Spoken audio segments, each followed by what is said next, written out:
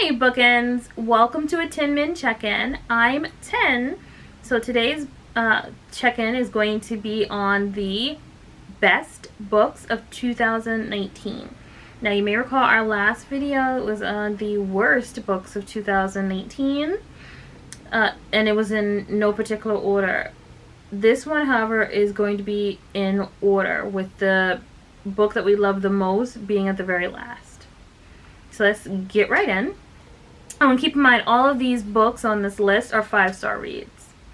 So the first one is Shaker by C.T. Prestel.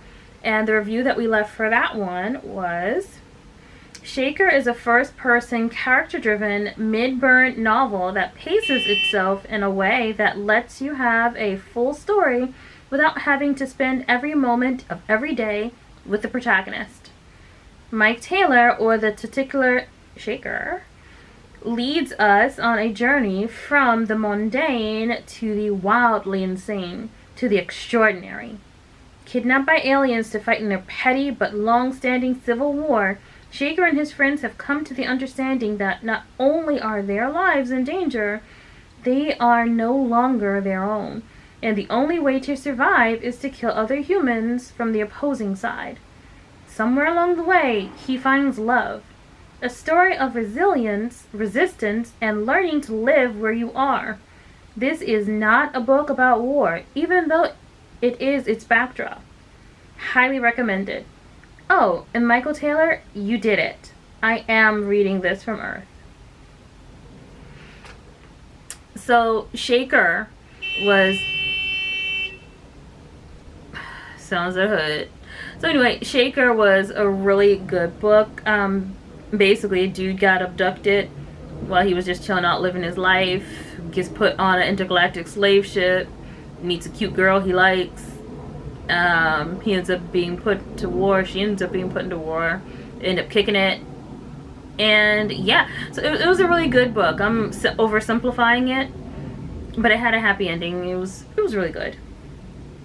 Next is Cold Storage by David Cope.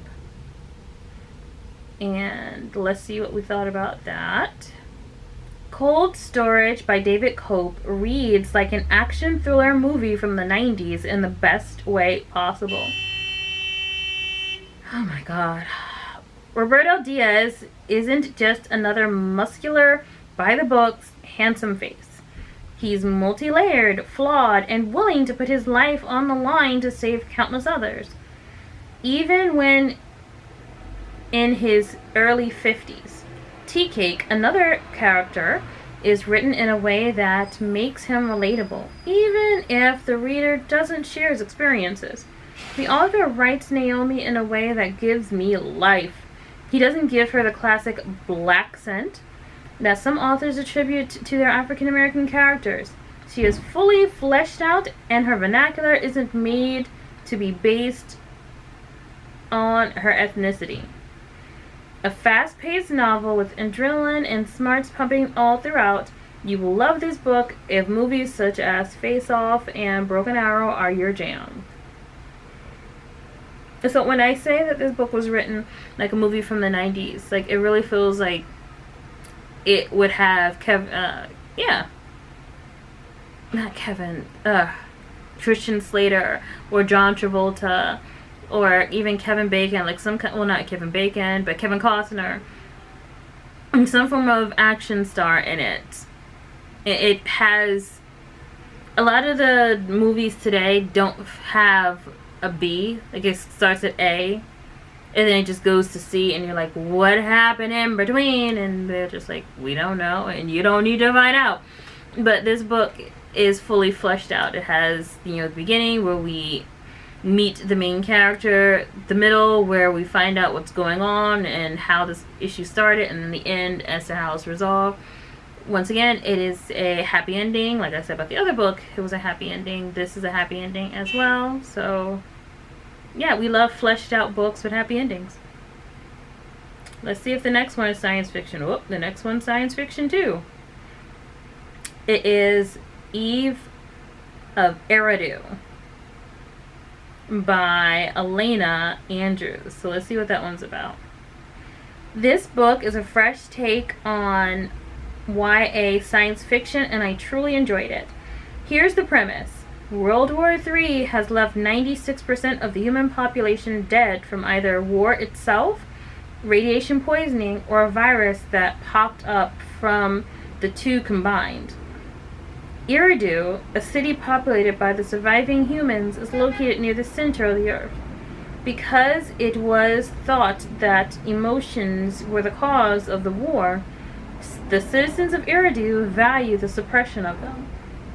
And those who cannot face having a lower standing in society, or even being cold, the loss of one's physical form in exchange for a digital one.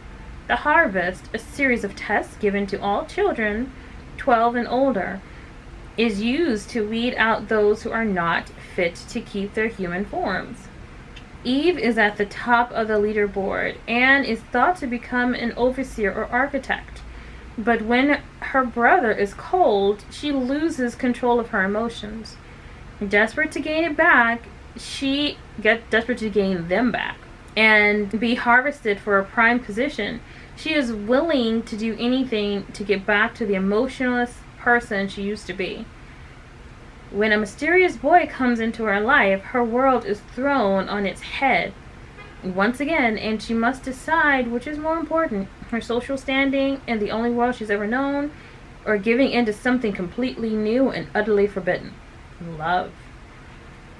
So the premise of this book is that in the future, being emotionless is valued over having emotions, because apparently if you have too many emotions, that can cause you to sway in one way or another and cause you to harm people and potentially yourself. So people who are the most emotionless are the ones who are the most valued. Eve loses her brother to the culling. He doesn't survive the final test, and because of that she just freaks out completely. And she has to get back to who she was if she has any hope of not being cold herself. And then she meets this boy who, like, straight out of nowhere, like, I never seen you before. Like, this place only got like 300 people in here and you 301. Like, where'd you come from? And he's like, just between you and me, they brought me back from that digital state. And she's like, wait, if they can bring you back, then maybe they can bring my brother back. So maybe there's hope for my brother. And she ends up falling in love with him as well. So yeah, interesting. I won't say it's a happy ending, but I will say it's a hopeful ending, and it is going to be there is going to be a sequel.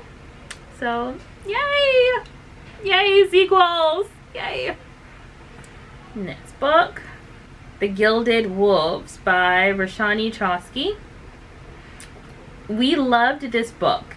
Set in Golden Age Paris, this buddy heist themed novel stars Severin, the bastard son of the Vanth house; Enrique, historian extraordinaire; Sophia, mathematician and explosion expert; Tristan, younger adopted brother of Severin and forger of all things plant life; Layla, chef, dancer, and holder of a secret that may literally end up tearing her apart.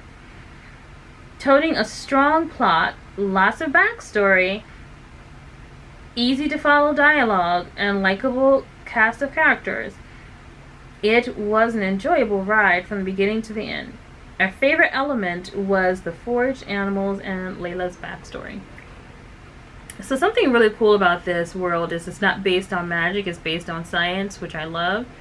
And the science is by mixing certain elements, you can create life in different things. Like you can forge life into things. And not when I say life, I don't mean like it's actually alive, but it can mimic life. And the opening scene where Severin and Enrique are trying to steal something, and they have to get past these forged bears and a forged eagle or hawk or something, it was so cool. It really pulled us in. And the fact is that the cast was not only wide-ranging, but it included so many minority figures in it. It's like, yay, because usually when minorities are in something, usually when we're in something, when they're trying to be what is that, inclusive, when they're trying to be inclusive, usually just like 6 white people, 1 black person, and the black person gotta include like all of the inclusive things. So the black person is usually gay or bi or trans, and it's just the 1 black person. This book had so much inclusion in it, and I loved it. I loved it. There was no token black person, there was no token LGBT person. Everyone had their own fleshed out story that you got to know without dragging the book down. And there's going to be a sequel to this book coming out in 2020, so yay. Next one. Oh, okay, this was really good. The Likeliest, or Unlikeliest, The Unlikeliest by Carrie Firestone. The Unlikeliest by Carrie Firestone caught me by surprise. A coming-of-age story that avoids the band of underdogs against the cool kids clique cliche. It's refreshing that the teens are just average kids that wouldn't have met if it wasn't for the good deeds that they all individually did. Their main goal is just to do small pockets of good in their communities while enjoying their summer before senior year. But when a prominent old man dies and leaves one of them a treasure, things get a little more confusing than expected. After the first 3 chapters, I was no longer reading about the Unlikelies. I was one of them. A short read, its readability is readable in about a day. So full disclosure, I don't like YA contemporary. I hate YA contemporary. Really do. Don't like it. But I was doing a 24-hour readathon and I needed something quick that I could get read in 24 hours. And I just had this book lying around from one of the book boxes I got. And I think it was Bookcase Club I got this from. And so I decided, hey, let me just give this a read. And I felt like I was back in high school again. I mean, I was never a rich kid, so I didn't have my own car or anything like that. But certain experiences that they were going through, I could kind of relate to, and it was just fun. It was a fun read. It wasn't heavy. It was fun. I almost wish that Miss Firestone or Carrie Firestone was writing another book about them specifically, but to my knowledge, she's not. I'd love to spend another summer or even a full school semester with the Unlikelies because they were fun. And our very last one, if you know me, you know I've been raving about this particular book all year because it was the best book I have read. I want to say this year, but I want to say just ever. Okay. Opposite of Always by Justin A. Reynolds. I can honestly say I love the way Justin A. Reynolds wrote this book. I know there is a market for urban fiction and urban realism, but the truth is, not every black person in America behaves in the ways these books portray. Not every black man is a hustler or cheater. Not every black woman is a ride-or-die chick or a scammer. Not every black teen wants to experiment with gangs or be a rapper. Some of us, actually, a great many of us, who go unrepresented, just want to fall in love, have fun, and live a good life. I love that this book showcases us in a light that often goes uncommercialized. So in this book, Opposite of Always, the main protagonist, he is a young black man, and well, he's a teenager. He's about to go into his senior year, and so he's looking for different colleges. And at one of the parties at a college that he was considering to go to, he meets a girl by the name of Kate, who's, just there, with all the other kids. And she says, hey, you're damming up the stairs, because the stairway was small, and so, he was sitting on the stairway, and she's like, hey, you're damming up the stairs. And so he kind of moves over, and they have a conversation. And one common theme is their love of cereal. Unfortunately, she ends up dying, and the rest of the book is spent on him reliving the same few months and trying to figure out a way to keep her alive. So there's no drugs, there is no sex. He doesn't want to be a rapper. He's not an athlete. She's not pregnant. She's not trying to have a baby. She's not a scammer. She's not a mad black woman. No, his dad's not in jail. His mom's not a drug addict. She's also not a nurse. Like, it's just... I get so irritated about all the black stereotypes that are perpetuated not just by people who are non-black, but people who are black. It's nice to find a book where we just want to fall in love, where we're teenagers, where we meet, where we have a good time, where we love each other. Something tragic can happen that doesn't involve gangs or drugs. You know, the girl died of, I believe, cancer or lupus. But usually in a book, when it comes to black people, we're forced to die from drugs or something, or gang violence. That wasn't the case in this. It was a sweet book. Happy ending. Very happy ending. Highly recommend it. Love this book. And with that, we are going to see you all in the new year with a new book review featuring 2 books from one author that we think you should know about. Alright, Bookends. Thanks for watching, and if you like what you see, please like and subscribe. Bye, Bookends.